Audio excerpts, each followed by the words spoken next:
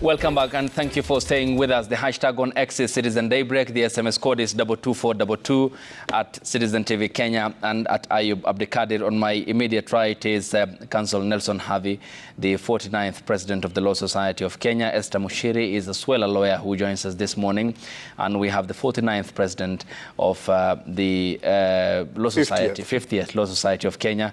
He succeeded Havi, who is here with us, Counsel Eric Dauri, and Dr. Duncan Ojuang, who teaches constitutional law and joins us this morning as well here on the broadcast. Dr. Ojuang, yes, you had a point before we went on a break. Please proceed. You are saying there are others with a different view? Yeah. Are you among them? Maybe let me put it so that you can locate it. You know, so far what the lawyers are inviting court is almost hypothetical. If he gets impeached, the replacement will come too fast, we might not have a chance. Yet all these are guided by the constitutional text itself. Even to how many days and not more than these days to nominate. So it is really, you know, you are the only one who can save us. Take that process that the constitutional text has put in the hands of fellow elected leaders.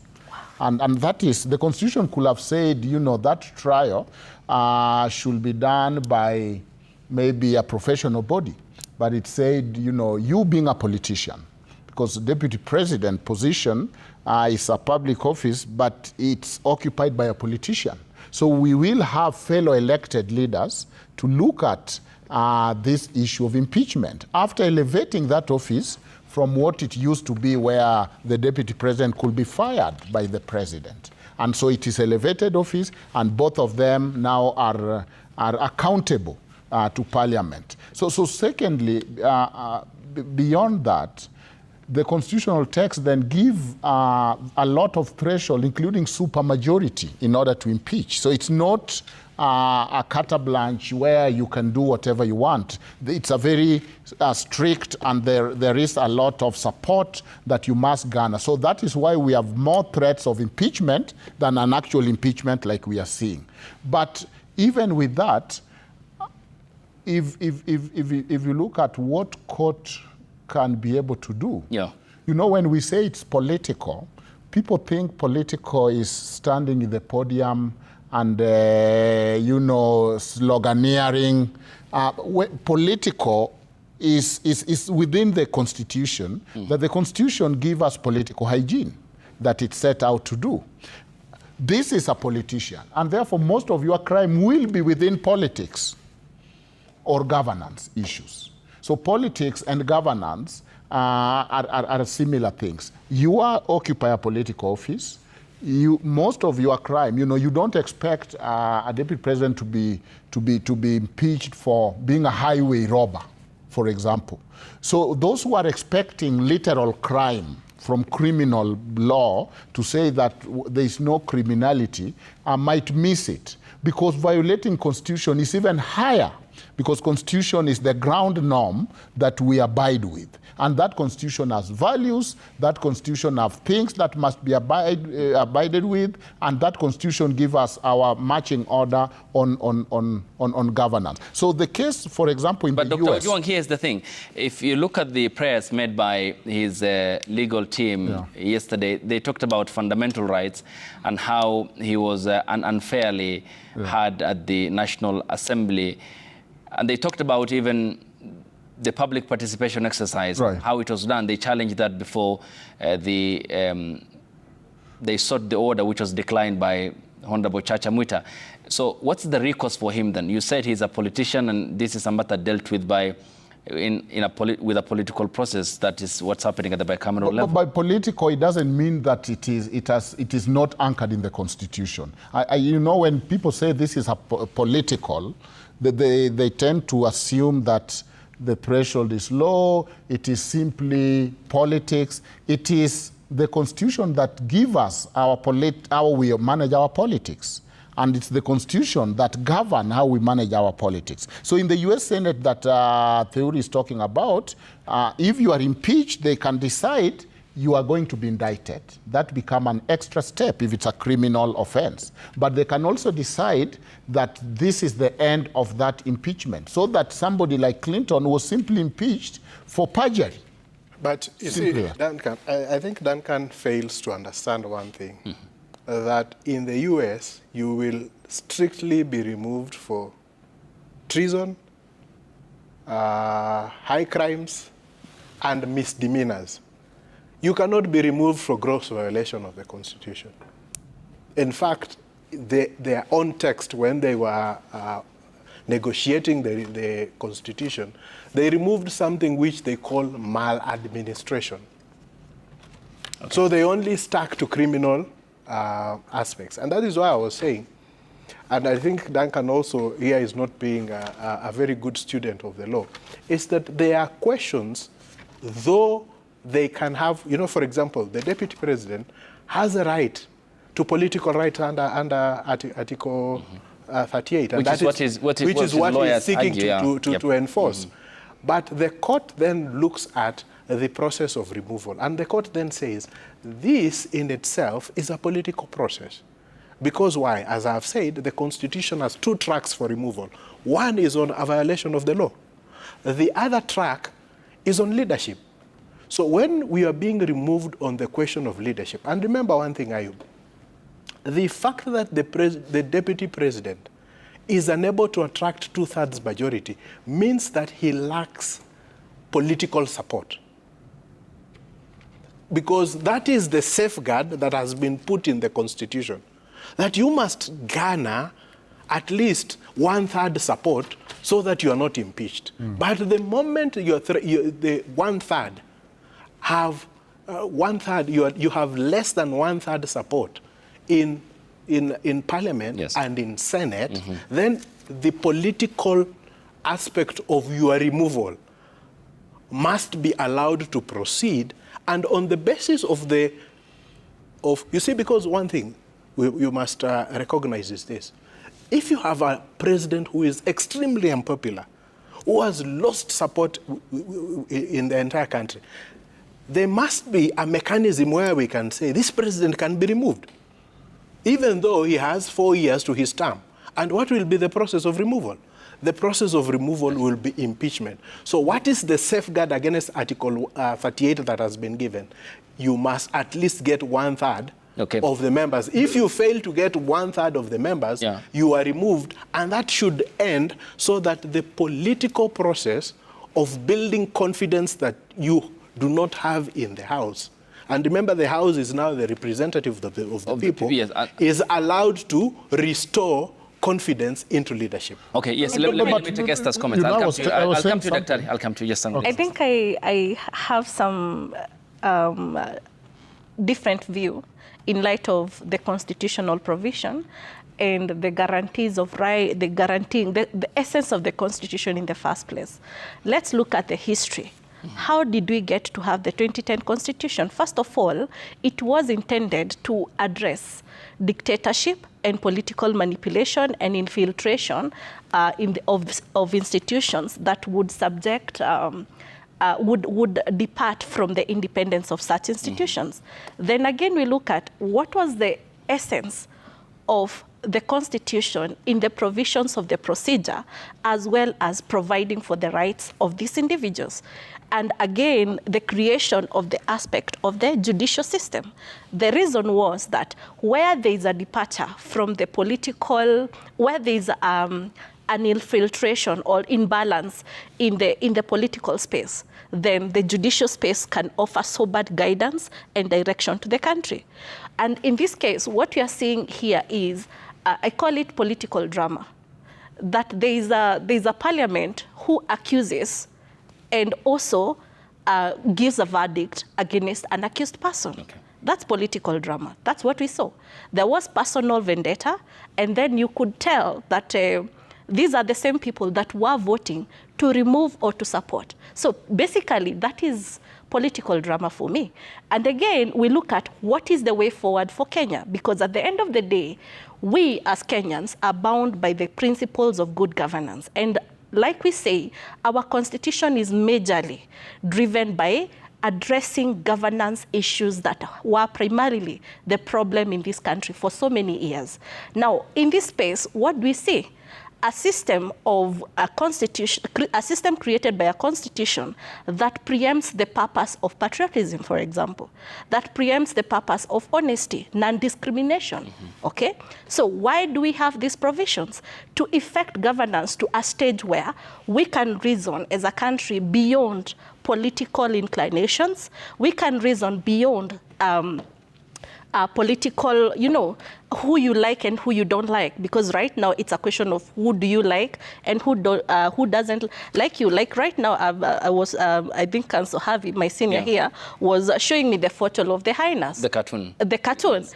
And you see the hyenas are looking at each other in terms of, I don't like this one, they have more more madoa-doa than others. So the idea here is the sobriety that the Constitution brings is to ensure that beyond, over and above this nature of governance status or systems that we have in the country, we shall experience an upholdings of the Bill of Rights.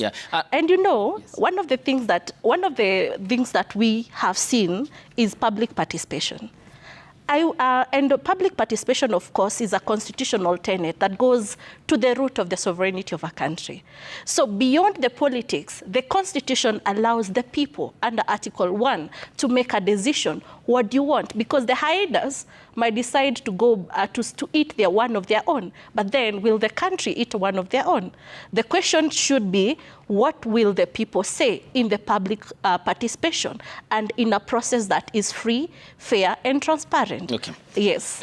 Interesting. And Councillor Harvey, coming to you, because if you look at your reservations about Parliament in itself, and here I'm looking at the grounds for the impeachment of the Deputy President, the 11 grounds that were listed by the mover of that motion at the National Assembly, Mwangi Mutuse, and this applies largely to the entire political establishment, including even the President, because he made remarks against judges of the Supreme Court in the aftermath of the nullification of the presidential election in 2017 with President Uhuru Kenyatta then.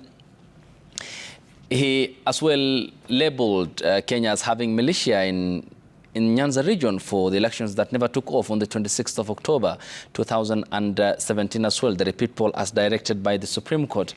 And you have cabinet ministers who have as well made statements that are anathema towards the Constitution, including calling for its suspension. Ndindi Nyoro said so in 2017.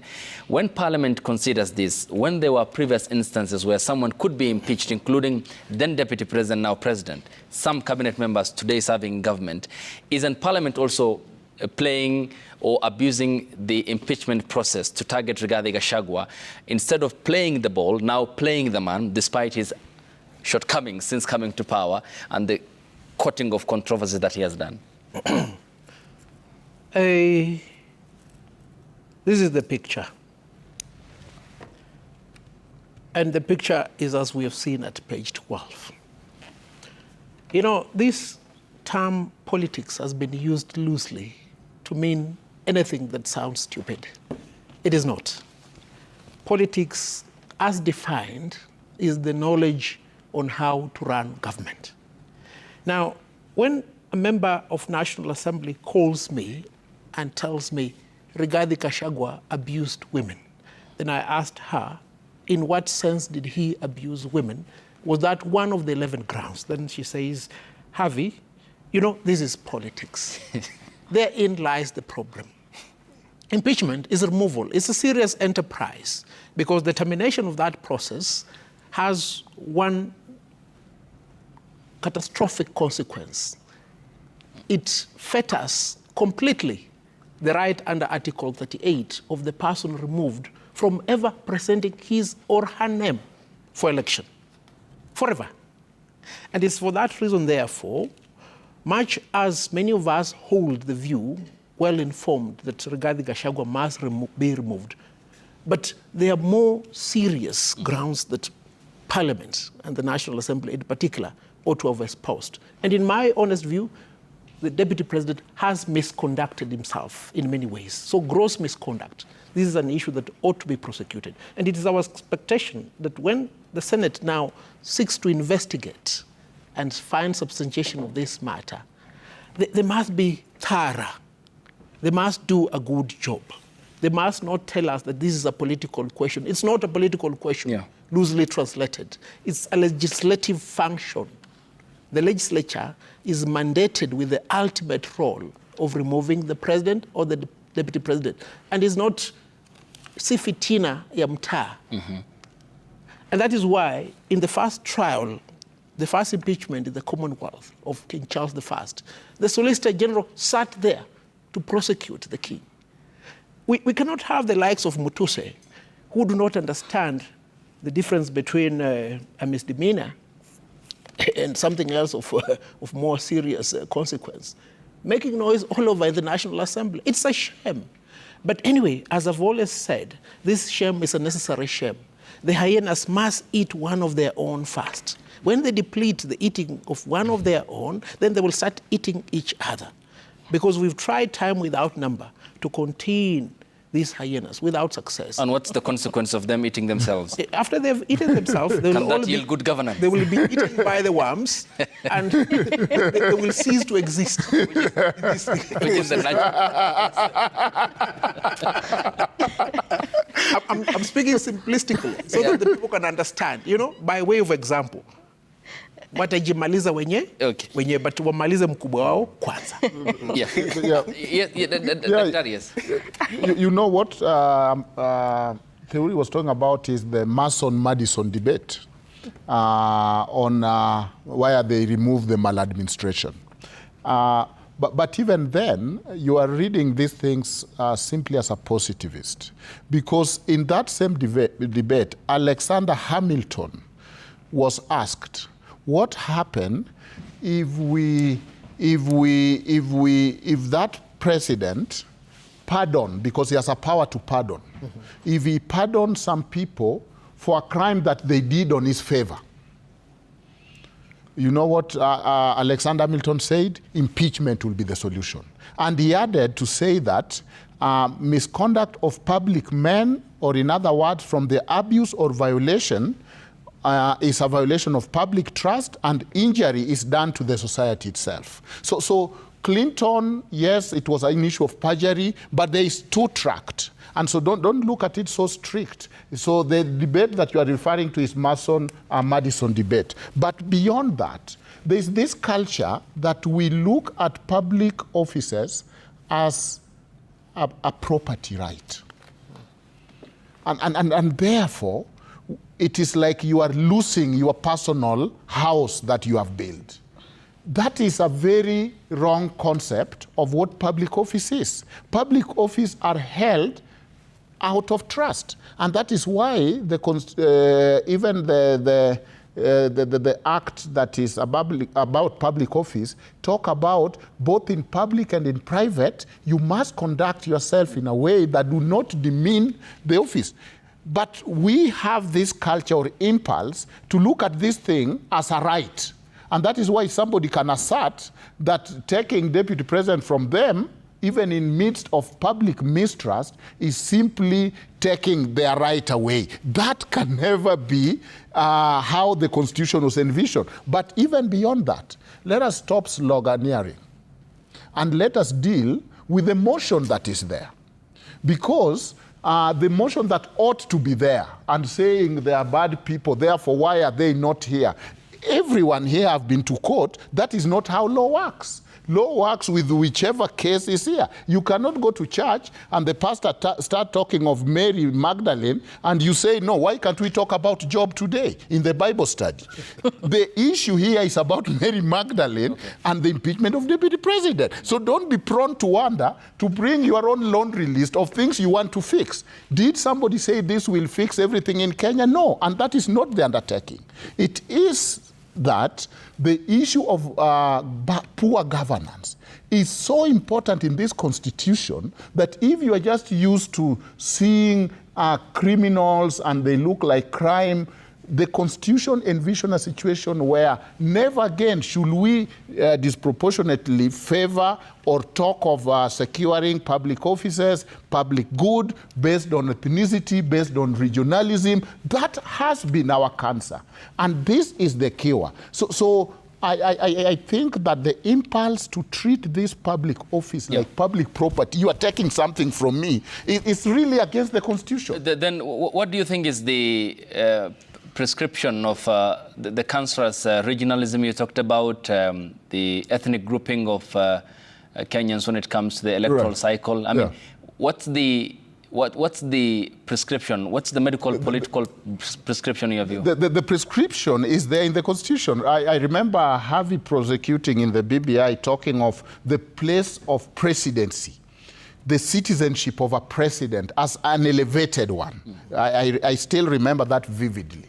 You are not an ordinary person.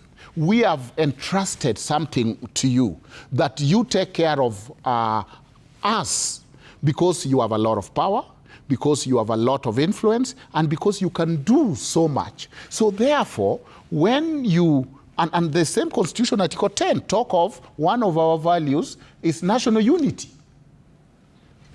The role of the presidency. Which the office of the presidency should espouse. Presidency, yes. Yeah. And therefore, when you come and talk of shares, and these are not, I'm not shooting from the hip. These are the charges. When you talk of shares, when you talk of I'm in a line with the long stick and I'm checking whoever did not vote, you are violating any other person's vote under Article 38, the right to political choice, and you are tying that right to political choice of not voting Kenya Kwanza to accessing public good. Okay. That is violation. Okay, Daktari, how then do you place, what's then your, again, treatment of that issue of the shareholding question, because the Kenya Kwanza Alliance had agreement with amongst several political parties, deposited with the Registrar of Political Parties. I had managed to look through.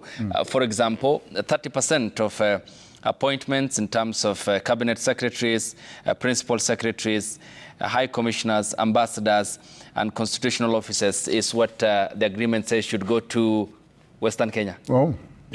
Is it Western Kenya or the party? It's the parties. Are we convolvulating party and regions? Because party is national in character. Let me just be clear. Okay. Should go to the parties of Ford Kenya and the ANC party.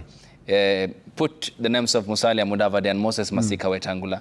From the onset, it seems then that if Council Harvey qualifies to hold an institution which is constitutional, and then you are from that particular party, then you are given a priority over Harvey. And that's what they have put in that agreement with the Registrar of Political Parties.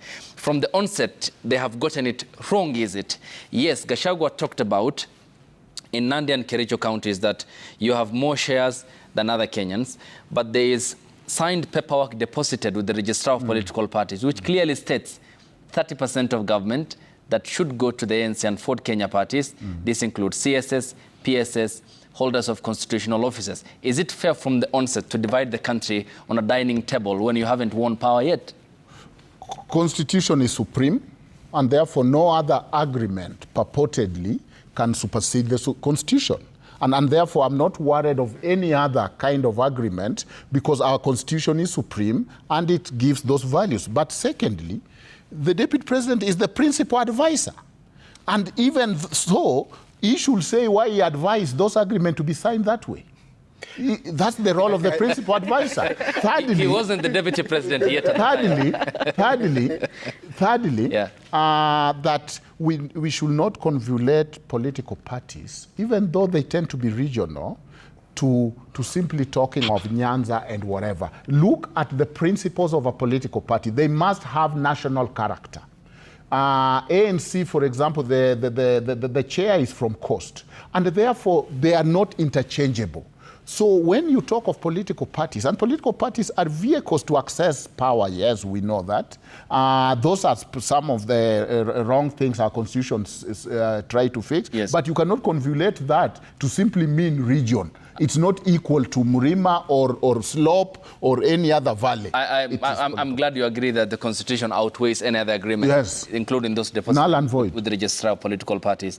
And you're part of the team that supported the Kenya Kwanza. No, I did not. No. And I will not. I did not, I will not. At this point, you know, it's very difficult to find people who actually come out and say this is what we did, we supported. But anyway.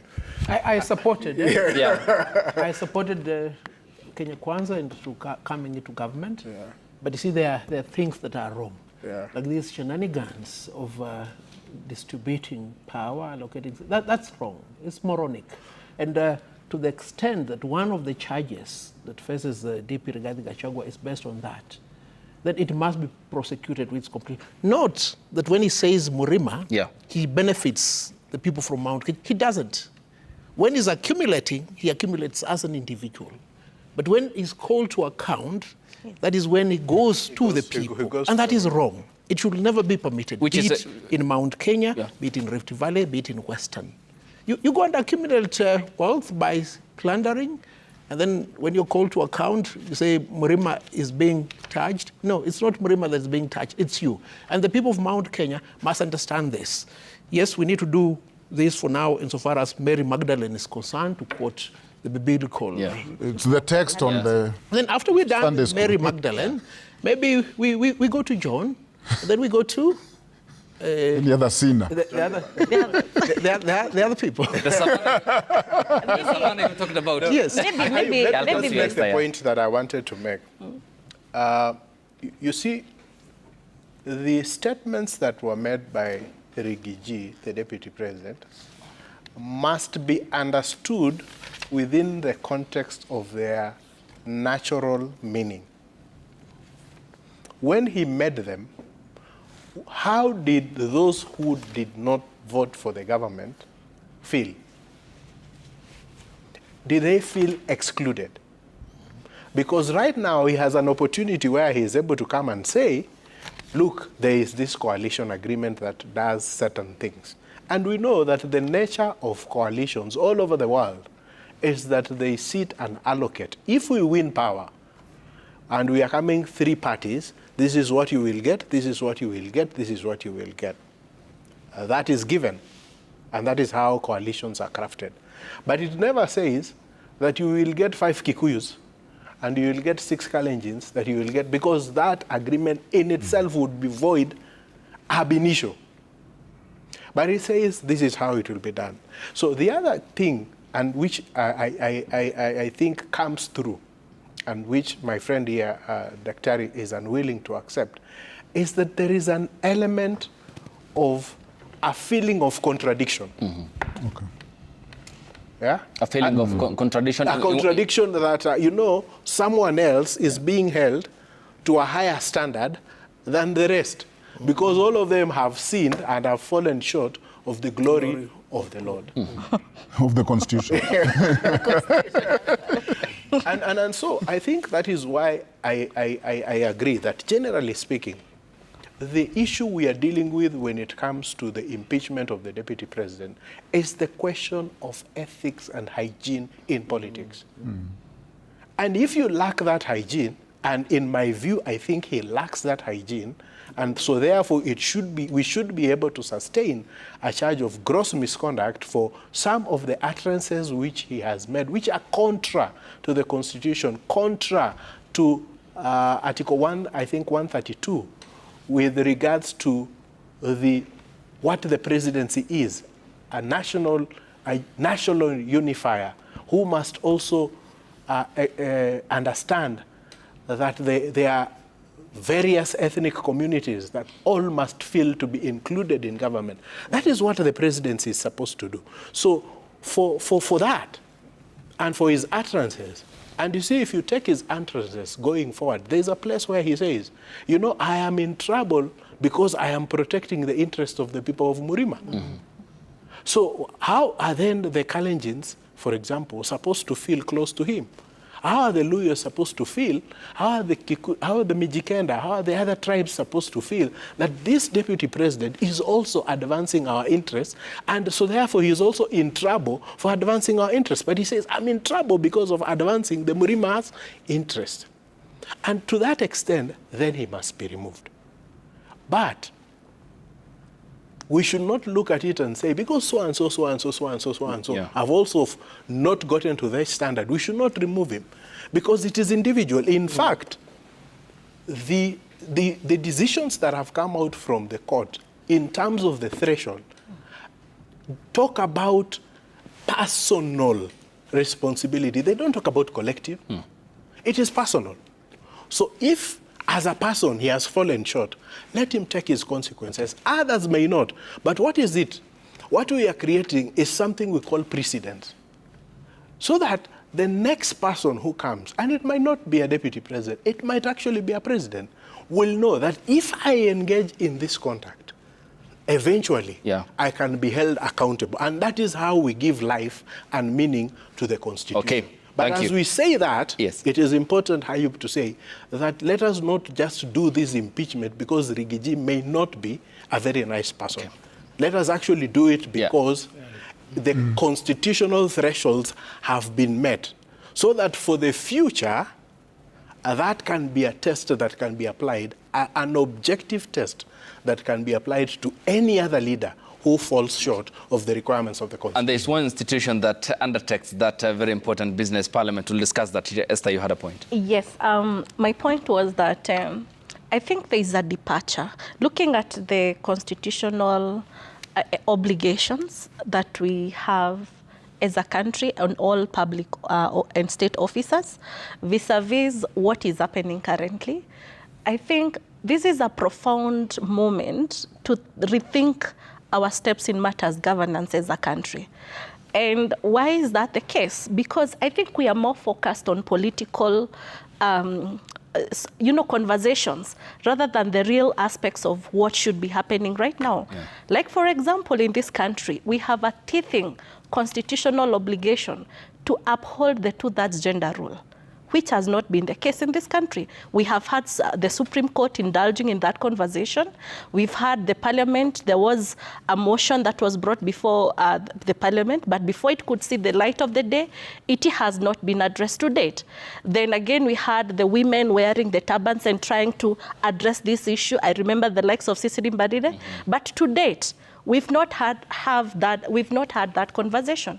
How I wish the way the momentum, the vigor, the energy they had in addressing the Rigiji issue, I wish they did the same with the 2/3 gender rule.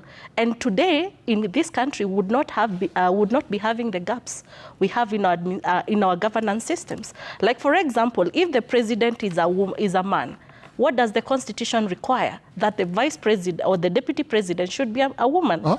Yes, and then the same thing should be the case even in the judicial systems. So what we are saying here is we need our political parties, we need our political representatives, we need all other aspects to look at the real issues that are ailing this country. Okay, and again, just to add... That gender composition, you will proceed. Yes. Is it provided for exclusively in the Constitution? No, if you look at the Constitution, for example, in the formulation of commissions, one of the requirements is that if the chairperson of a commission is a man or is a woman, the deputy or the vice should be the vice versa, the gender, the opposite gender. Okay, I'm asking, does it apply in the context of the presidency? Yes, it should apply. I'm asking, does it apply in the context of the presidency? Yes, it should apply. If the Constitution was to be followed to the latter, and the implications of the spirit of the Constitution and the tenets of the Constitution were to be applied appropriately, then it would mean that this country should respect the place of women by ensuring that we have a 2/3 gender rule. But it's a choice that's made, is it? And the voters endorse, including even women. Before the voters, at the choice level, because you even understand how President William Ruto personally picked Rigathi Gachagua over Professor Kithure Kindiki, who the members voted for in a day-long voting at his current residence on the 15th of May 2022. So if this choice isn't made at that level, then there's no prescription, you agree with me, that it's exclusive, that if Nelson Havi is the presidential candidate, then his deputy should be Esther Mushiri. Okay, allow me to cite some Amen few. To that.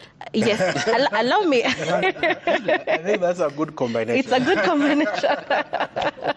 Yes, allow me to just give an example of South their own formation have allowed women to participate in the political platform by way of leadership and governance. And most of the time you'll find that they offer alternate solutions to matters relating to how women ascend to leadership positions, such that the political parties by themselves support their women in the leadership circles. And this I'm saying because in the nomination, for example, example, you know, some parties will accord you a chance to serve if you are nominated. So, for example, if I look at the UDA party, it was obvious in this country. Yes. No, I'm just... No, if I look at the UDA party, by virtue of being a member of the UDA, a nominated member, there was an automatic ticket to leadership, okay? And the same was in the Nyanza areas and the, you know, I mean, in the Western and Nyanza, it was obvious if you were part of the Azimio la Umoja and you were nominated, then it would be obvious. So this is a call for action even by the political parties. So the point is to get it clear, yes, that there is no exclusive direction or directive by the Constitution, yes, that the outlook of the presidency should be male, female, or female, male. It should there be. Isn't. It's a choice made at the political level. It ought to which be. ought to be. It should there be. Isn't. It's a choice made at the political level. It ought which to be. ought to be deliberate, according to you. Yes. And which the political establishment hasn't done. Yes. And there has been no effort that has been seen either by a legislator towards the realization of the 2/3 gender rule. Okay. Again, let me add another perspective to that. Besides the 2/3 gender rule, we also have the socio-political, economic development of this country, which is currently at stake. You know, I wish the legislature would focus on governance issues relating to the economic development of this country, for example, to the extent that now we would not be seeing, Kenyans would not be bothered who is the deputy president or who is the president or who is who, because now they would have, you know, a stable economy equates to a stable socio-economic governance in the systems that we have. All right. Yeah. And Councillor Harvey, Wakili, they already pointed out impeachment as a way to embolden our governance system, and the Constitution time and again lays emphasis on good governance, constitutionalism, and the rule of law. What then can Parliament do going forward? Because it's bestowed with immense powers, including impeaching the president. But isn't it concerning that when Parliament supplicates to whoever occupies State House and seems not to attend to crucial matters of public concern to address the cog in our governance system, and what can it going forward do to embolden our governance structure? You know, my brother of this impeachment process is to ensure hygiene in good governance. And see, the role of ensuring hygiene in good governance was bestowed upon Parliament. And you've rightfully asked, what can Parliament do to ensure that this mechanism is not just used in an emasculated enterprise as it appears apparent to most people in Kenya right now. Sorry, Ayub, I must return an answer that will not please you. Parliament cannot do anything because Parliament is emasculated. To a large extent, members of the National Assembly do not understand what scope of their work is. And it's for that reason that some of us have entreated the people of Kenya to use this as a learning process so that when you go to the election next time, ensure that all of you, a majority of you, register to vote. Where you are able to present yourself for election, you must present yourself for election. Look, for instance, we have an average of about 23 recognized professional organizations in Kenya. Are they represented in Parliament? Are they represented in the cabinet? Why should we be looking for a lawyer to go and serve as cabinet secretary for transport? You understand? Why should we be looking for somebody who do not understand anything about engineering to go and serve in that ministry? And it is for that reason that we must all admit that Parliament has failed. And notwithstanding that failure, let them complete their annihilation, as it's quite evident now. So that should there be an election tomorrow, a month from now, or in 2027, the people must see where the problem is. The problem is with Parliament. And let us not lament that the executive is overbearing. Every executive will be overbearing. On the day that you elect me as president, I'll be overbearing. Naturally so. And it is the responsibility of Parliament to ensure that the parameters upon which the executive ambulates are guarded. So we blame Parliament, and Parliament and Parliament alone. And then that overbearing shouldn't be... And Parliament alone. And then that overbearing shouldn't be embraced, is it? Because it ends up blurring the line, the clear waters between the arms of government. And rightfully so. Yeah. The four bearded sisters were in Kanu. Then to contradict Moi was a direct ticket to the cold table somewhere at City Mortuary. But they were bold enough to do it. Then, these people serve in an environment that is well protected. But you know what? Some of them are paid 20,000 shillings to go and vote. I mean, there is a problem. So let's not blame the executive. We must blame members of National Assembly, individual members. We can't blame the entire House as a collective, because there are very few individuals like Dr. Nyikal. Listen to this gentleman speak. He understands what he's supposed to be doing. Listen to Richard Onyonka. He understands what he's supposed to be doing. What if there were just 10 like Dr. Nyikal in the National Assembly, 10 in the Senate? The hygiene that we talk of in good governance will be attained. Dr. Duncan, what does that say about the material makeup of our representatives and what appears to be a very thin line between who ends up at the National Assembly and at the bicameral setup largely, and who elects them? What does this say also about the opportunity presented to the Kenyan people and how they, in most times, blunder at the ballot? Everybody can tell that's a very leading question. and the answer you are looking for, and rightly so, is that Kenyans are the problem, isn't it? Because you have said then if they are bad and they are elected, what does that say about us? That we have failed and we get the leaders we deserve. But I also think, like I said before, that the text in the Bible study today is about Mary Magdalene. Let us not be prone to wander into every other laundry list. That house is today putting its foot down on the issue of corruption. For example, they are saying one of the impeachment ground is the KEMSA scandal. I mean, isn't that exciting?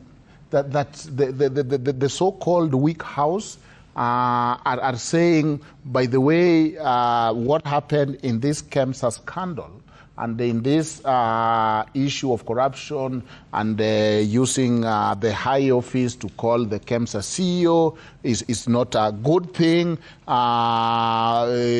You using your children.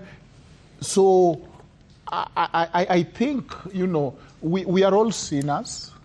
There is nobody who is always perfect. For example, we were talking here of somebody should not be impeached just because it's not likable. Somebody like Rigiji for me is somebody I like and a good person. I can say that in TV.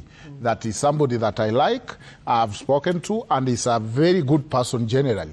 But you cannot, so Parliament is weak and all that, are tired arguments and mere scapegoating.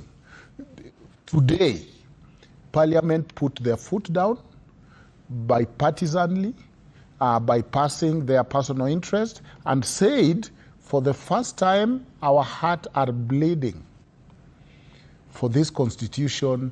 We want to kill this cancer of the higher offices being used to divide us. At least they have put their foot down on that. Now wait and look at the Senate and see the issues that are coming there. If they are not the issues of corruption, one of our issues is corruption. So is it idle for Parliament to discuss the issue of KEMSA? So that we say there are other issues, there is this, there is this, there is this, yet there is all that, but when somebody as high as a deputy president in that institution is being called to account, you don't want. But here's the thing, Dr. Ojwang, then. Yes, the Senate will finish up with the second leg of the impeachment by tomorrow, Thursday, actually. It's very definitive and defined. But that doesn't mean that we discuss this in isolation. Right. There are the parameters, of course, that the DP will be subjected to. Fair enough, will be heard from. There will be a cross-examination. There are going to be the lawyers representing both parties.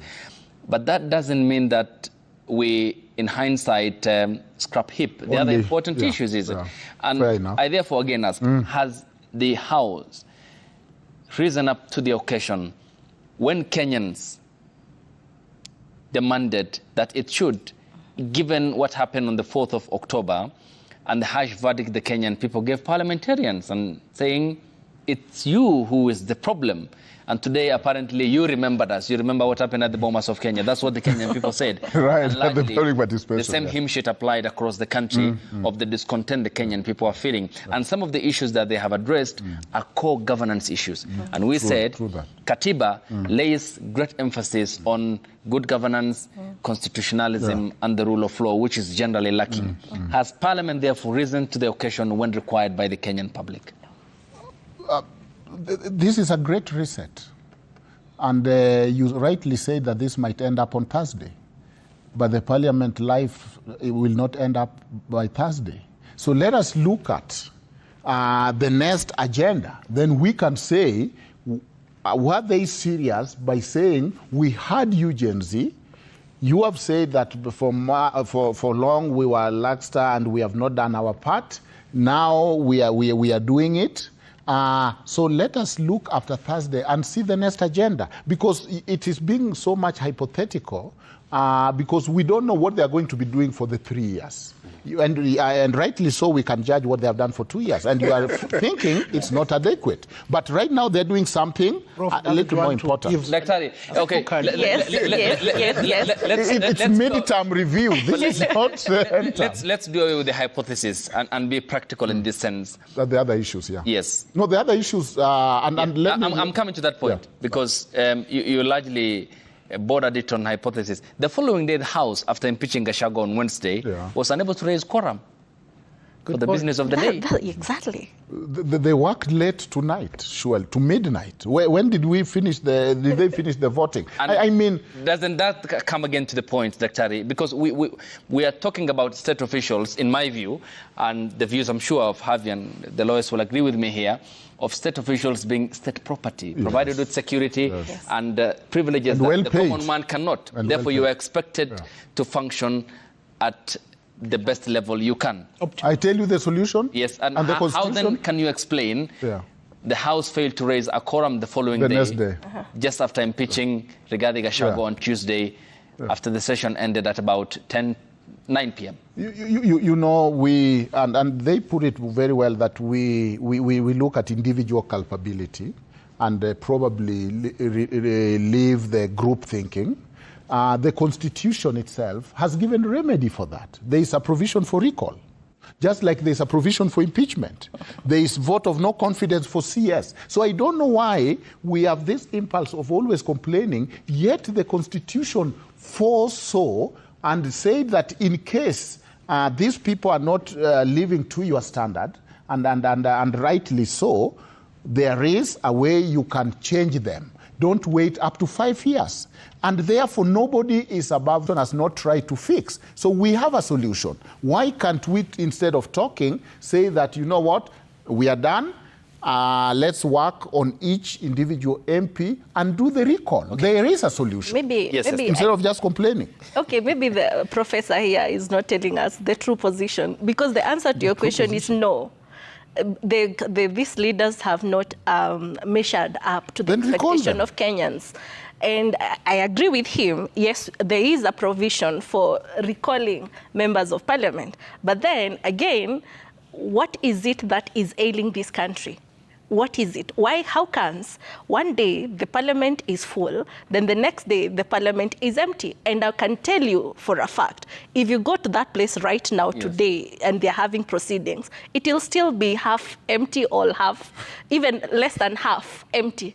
Or, you know, they will not be there. So what is it that is the problem? You see, the problem is interest. And the problem, these interests do not go hand in hand with the qualifications of what entails good governance in this country. We keep talking about issues of corruption. We keep talking about issues of allocated funds for development, which do not get to see the light of day in as far as roads and other things are concerned. We keep talking about issues that are ailing this country, like employment of young people.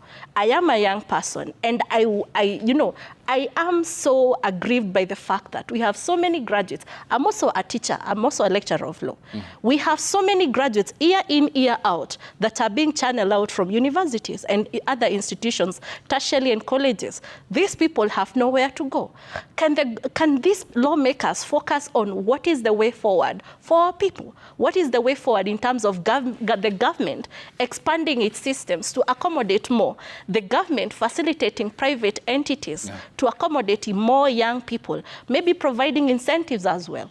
What is the way forward for self-employment, for example, through the line sectors of government? So I think these are some of the things that we should be talking about, and that's why we saw the rise of Gen Z, and they had pertinent issues that they needed the government to address.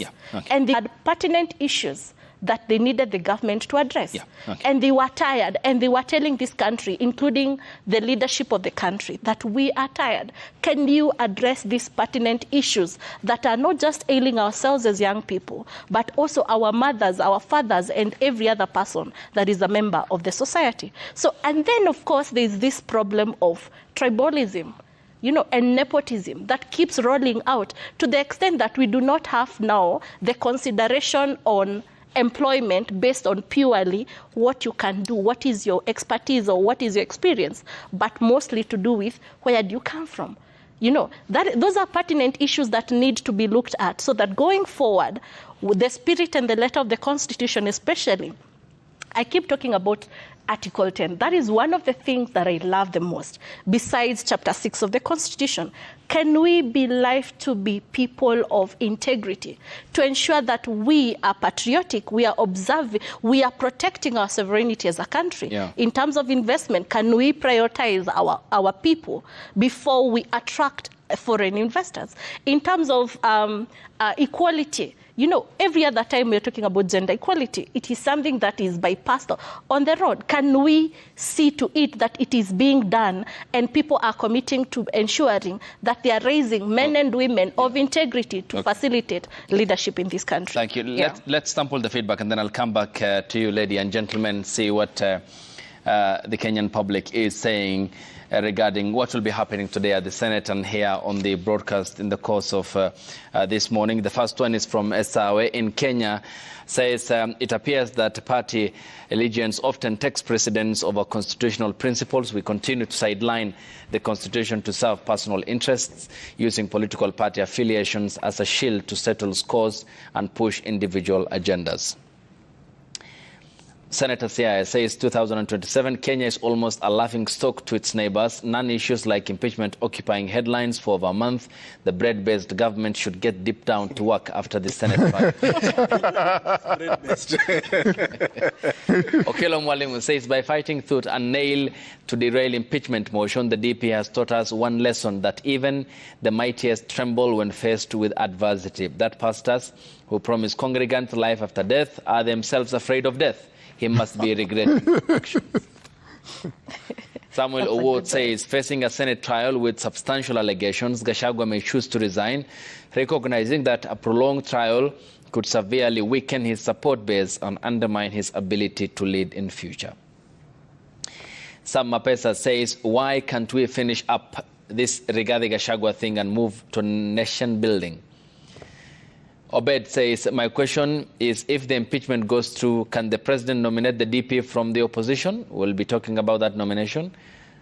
Sir Nixon Dugure says, whether DP Gachagua survives the impeachment or not, Parliament should put a law in place defining distinctively the work of a deputy president without necessarily being a yes man who is always waiting to be told what to do or where to assist. Bob Otieno Owino says, I see Mount Kenya senators coming up together to save DP Rigathi Gachagua today at the Senate because they haven't abandoned one of their own politics. It's an extension of President William Ruto's kitchen, We wait to confirm if the Senate is also Ruto's playfield and the Senate his toys if they convict Gachagua on those fictitious charges. Wow. That's profound. Yes, Council. That's a mouthful. Yeah, it's a day that will go down in infamy. Either way, it will be the day for rebirth. And many Kenyans seem to agree. They seem to agree. But as we've said, time without number, we must say, there is an exercise to be undertaken right now. This is the impeachment of Deputy President Rigathi Gachagua. And the unanimity of thoughts here is that putting aside all other considerations, the Deputy President has misconducted himself so grossly that he must be removed. So let the process go on, let him be removed. Let this precedent be used for the removal of many other leaders, either elected or appointed. And I'll just give you a few examples. You're saying that this gentleman has accumulated 5.2 billion shillings that he cannot explain. A few years ago, you're just driving a Range Rover, which we know you've been driving for the last 10 years. Then all of a sudden, you have a Maybach that costs about 35 million. You have the latest G-Wagon. G-Wagon. You have the latest Land Cruiser that costs 32 billion. You have a Mkahawa that is valued at about, let's say, 200 million. All in 2 years, you are an elected member of the National Assembly, and you're shouting from the rooftop. I mean, we need you to be removed also. And you see, as I've told Kenyans, we either have to remove all of them now, tomorrow, or 2027. It's just an issue of when. Can that mass casualty happen of the example you likened it to the fire at the Savannah? You know, Is it possible at the ballot? people tend to think that Kenyans are not susceptible to what has happened in Algeria, what has happened in Egypt, what has happened in Sudan, what has happened in Thomas Sankara's country is called what? Burkina Faso. Burkina Faso.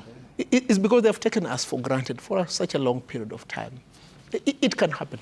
It just requires a critical mass. The political leadership is creating that political mass. It will definitely happen. And is it because of their failure? Because context here is important.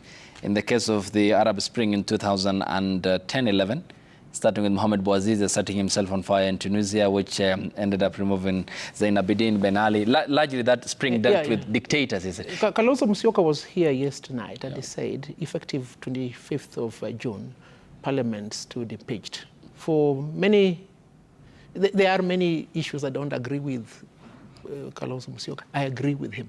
Parliament lost legitimacy effective that day. If there is anything that they're doing right now, it's just transition. June 25th. They may transit for the next 1 day, 1 month, or 3 years, but they lost legitimacy long time ago. Was that our Tahrir moment? It was.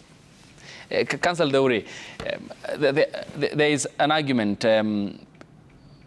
about the nomination. What will happen if the Senate upholds what the National Assembly did and impeaches Rigathi Gachagua? What are the options available for the president in terms of the timelines, in terms of the nomination, given that an elected deputy president is impeached from office? Then what are the processes? Let me say this. First of all, I think this impeachment process is good for this country. It is good for this country because it highlights the contradictions that are there in political office significantly. And there's someone who says, and I think, I don't know who it is because we've grown up finding that when you live in a glass house, you do not throw stones. By shining the spotlight of accountability and good governance on the deputy president, they have shone that spotlight on themselves. And the thing that is going to happen, surely, is that the deputy president will be impeached. That is obvious. That the deputy president, the president will replace the deputy president almost immediately. Senate passes that resolution. And we will have a new deputy president within the next few days. That one is granted. But the problems in Parliament, the problems in government are not going to end with that nomination. In fact, it is the beginning of the highlighting of raising the contradictions and saying, why are you not taking action on this? You have done this, which we agree with. You have removed someone who has grossly misconducted himself. Why is so-and-so not being removed? Why is this and this happening? And let me tell you, Ayub, look at what is happening. You have Chief. The PS is now saying, we have now allocated 1.5 billion, which is going to, as if they didn't know. So we have serious problems in administration. You look at the AFCON preparation of stadiums. You are told that probably about 1 billion has gone into consultants. Yet that money would have gone into building of stadiums. And someone wants to tell us, oh, you know, there were certain directives that were given and whatever. So there is a serious problem of maladministration. And there appears to be a situation where talent in government is mismatched to portfolio. So that you pick people for maybe other reasons other than competence and put them in certain situations. So my thinking is this. Yes. Once the deputy president is removed, as it looks like he is likely to be removed, the president may nominate someone because he has 14 days within which to nominate and transmit the House name. I suspect that that will be done almost immediately. Parliament will receive the name and transmit that name for whatever. And why I'm saying immediately is because there is fear all over as to whether the courts will intervene or not. My thinking is that in this instance, the courts should sit out at this process. What is going on is a political question that then the courts should not intervene. There are safeguards in the Constitution, the two-third threshold in terms of passing the motion in Parliament, if that is achieved, and the two-third threshold in terms of approving of the charges at Senate. If those are achieved, then the court should ideally sit out this process so that you can allow politics to take its course. In what essence? What if then he's impeached, say, then he moves to court? How will the court sit out on that matter? I'm not saying, I'm saying sit out in the sense of this. Yeah. It will be extremely difficult for the court to give an order to stay the impeachment, to perpetuate the stay of an impeached, quote unquote, deputy president in office. If you look at it from the point of governance, if you look at it from the point of the constitutional challenges that that can present, that you have a deputy president sitting in court, sitting in office by virtue of a court order, that in itself, if you look at it, the optics are not very good. And it is for that reason that I'm saying that the court will find it extremely unattractive proposition to intervene in this particular matter. And that is why I'm saying that, you see, the courts are also alive to this, that the threshold in the Constitution, which is an extremely high threshold in the Constitution, that insulates someone from political machination. And I'm saying that in the ideal world, because it might not be ideal in these circumstances, but a constitution will always be read in ideal. You know, you cannot begin to say, oh, we know. For example, all of us here can say we know that Parliament is not very independent and all that, yeah? But you do not expect a court of law to make a decision on the basis of the fact that they know. What the court is looking at is the text of the Constitution. And I think if the text two-thirds is met in Parliament, two-thirds is met in Senate, this is one where I feel that the court should exercise the restraint in settling that issue, so that you avoid the unpleasant consequences of now saying that a deputy president will continue in office on the basis of a court order. All right. Yeah. Dr. Ojwang, what does this then portend for our institutional capacity? We were here on a historic day in 2017 when the Supreme Court nullified President Uhuru Kenyatta's re-election, an anticipated moment constitutionally. What does this then portend? The first time a deputy president is impeached in Kenya, is it also putting to test the capacity and how far our institutions can stretch? I think you have aptly put it. It is a moment to celebrate that our constitution is really firm foundation, and it can bite. It can bite. Though we like just talking as Kenyans, it can bite. And you are very right that the sentiment coming out is that the question of you are punishing me, but the other kid also hit the window with the ball and you did not punish them. That's an issue of natural justice. And it's a fair question that is coming out that from now, it will not be business as usual. You did it to so-and-so.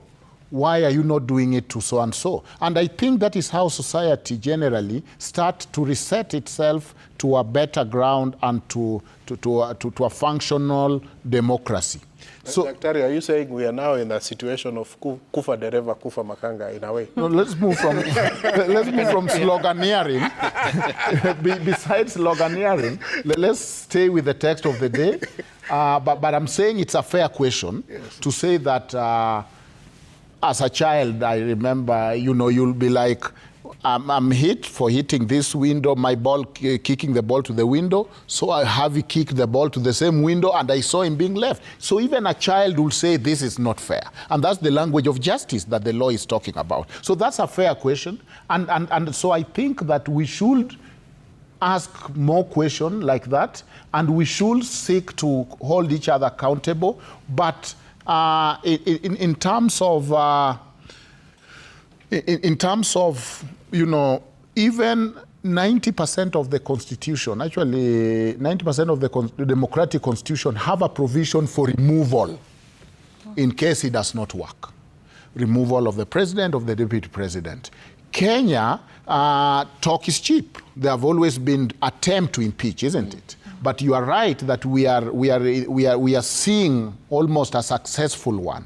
And it is rare, but South Africa did it. I think there's another country also in West Africa which did it. Brazil did it. North Korea did it, and a few others. So Kenya has always been the first. Look at how this is politically hygienic.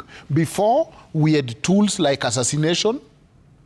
We had tools like the 1 o'clock news. You are willy-nilly dismissal. Yes. But now look at the innovation of the Constitution that has put both the president, not just the deputy president, the president and his deputy or her deputy or whichever order it is, in the hand of this house that is parliament, that it's the people's place to do legislation, oversight and representation. So we are in a historical moment. Let's not ruin it. Let us hope that the Senate will stand and look at the evidence. Let it not be a moment to revisit. Let it not be petty. But at the same time, let us give this institution time to work, because the allegations are heavy. In the prima facie, there is no big accusation than you are violating national unity. National unity in Article 10, if you look at the national values, national unity is one of them. And the offices that people are given in trust are not public personal property. They are supposed to engineer and social engineer us to move to national unity. Yes, Esther. Yes, I think, like I had said before, the challenge in this country and in the entire process as it is right now is that we have wasted so much time focusing on the inefficiencies of one person as opposed to the inefficiencies in the entire governance space, which needs a complete change. But then that notwithstanding, I think this is a good development for this country, because now it is not going to be business as usual for the leaders that we put into the public space, especially the elected or nominated leaders, because now they will be able to be held to account by the citizens of the country. And besides and beyond that, we will be able to ask the relevant questions, because like we have seen, precedence has been set where certain things can be expounded to mean or to amount to gross misconduct.